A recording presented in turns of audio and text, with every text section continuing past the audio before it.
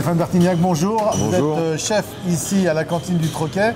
Vous vous êtes associé à Christian Etchebest, qui est un petit peu à la base de cette enseigne. C'était la cinquième enseigne qui se crée. Expliquez-nous un petit peu cette histoire entre vous deux. C'est une histoire d'amitié. Donc c'est vrai que Christian a créé le Troquet, ensuite la cantine du Troquet. Et il a souhaité un peu développer un peu cette marque-là. Et c'est basé sur la convivialité. On est associés, mais amis avant tout. Et on a un peu cette même envie de convivialité, de plaisir, de recevoir les gens, quoi. Alors vous avez un vrai beau parcours de chef cuisinier. Vous avez travaillé aux côtés de grands chefs, mais de renom, comme Christian Le Square. Ça vous manque pas cette vie de palace, de restaurant gastronomique? Vous trouvez une autre chaleur dans cette cantine du Troquet? Ah oui, parce que là je suis vraiment en direct, donc c'est un autre métier, je suis vraiment en direct avec les clients. Et tous mes clients, ils sont fournisseurs de ces grands palaces là, ils sont clients de ces grands palaces, donc il y a quand même du niveau, et du niveau gastronomique. Les gens aiment bien manger ici. Oui, j'ai envie de vous dire, en plus vous êtes au cœur de Rungis, donc il y a une certaine exigence de la part de vos clients qui vendent des produits et qui, quelque part, comme ils vendent des produits de qualité, ont peut-être envie d'avoir un rendu tout aussi de qualité de vos plats. Voilà, c'est motivant pour vous? C'est motivant parce que le retour, on l'a tout de suite. Rungis, c'est un esprit, ici c'est un bistrot de village.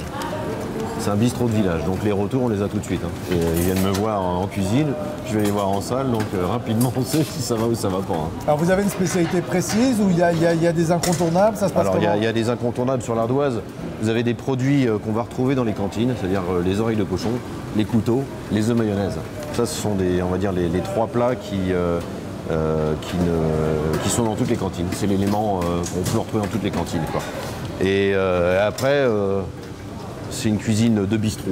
Alors bistronomique, c'est un peu, je sais pas trop ce que ça veut dire, mais c'est un peu cet esprit-là, quoi.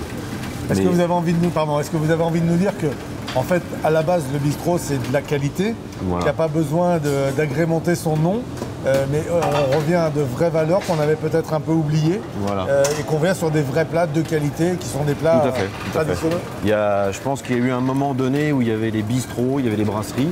C'était vraiment des restaurations, de la restauration qui avait vraiment, on va dire, ses lettres de noblesse. Ça a un peu décliné et ça revient. Parce que c'est vrai que c'est bistrot parisien, brasserie parisienne, c'était des belles images il y a quelques années, quoi. On a l'impression quand même que les chefs, soit des chefs de renom, ceux qui sont médiatiques, mais même les chefs amoureux de leur passion, on vient vraiment à ce format, reviennent à ce format de bistrot. On le voit sur Paris, on le voit à Lyon, qui est à la base même la capitale des bouchons. On a vraiment l'impression que vous avez envie d'avoir un petit chez vous, mais vraiment de faire du travail de qualité des plats. Mais je pense que ça vient aussi de la clientèle. Il y a une réelle demande. Ici, on fait de la langue de veau et les gens n'en mangent plus chez eux parce que c'est pas que c'est compliqué à faire, mais tout le monde n'en mange pas au sein d'une famille. Donc ici, ils ont plaisir à manger de la langue de veau. Après, on fait des plats. On fait, par exemple, là, il y a la chasse, les canards colverts, les cèpes. Alors, c'est vrai qu'à la maison, je crois qu'on n'a plus trop le temps de cuisiner. Et au sein des bistrots, faire une cuisine simple, mais où on peut identifier les produits que l'on mange. C'est surtout ça qui est intéressant, quoi. Alors, vous faites du produit de qualité, vous êtes un chef. On a envie de se dire, mais c'est pas trop cher de venir chez vous? C'est quelque chose qu'on peut se faire assez couramment. Comment vous avez décidé de pratiquer les prix? Il y en a quelques-uns, peut-être qu'ils vont trouver ça cher, mais je pense qu'on a un très bon rapport qualité-prix. On est à Rungis, donc les assiettes sont suffisamment remplies.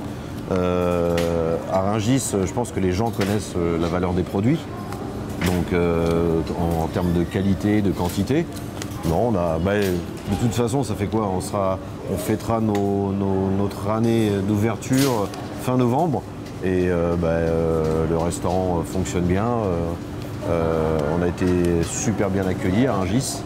Je pense que même les cantines, le nom de la cantine du Troquet aurait pu naître ici. Parce qu'on est vraiment sur le produit, sur la convivialité et sur cet esprit de bistrot de village. Parce qu'ici, on est dans un village.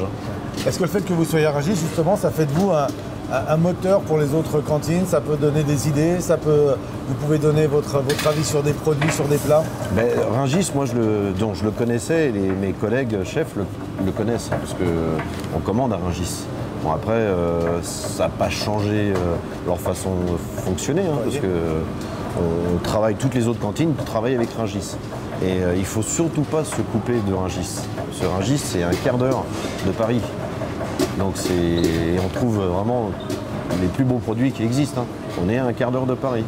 Donc en termes de service, en termes de produits, il n'y a pas mieux, hein. Il n'y a pas mieux. Eh bien, on l'aura compris, le secteur gastronomie à Rungis est vraiment très important. Et d'où l'importance également d'avoir cette union des professionnels du secteur gastronomie dont vous faites partie. Merci beaucoup, chef. Je vous en prie. À très bientôt. Au revoir.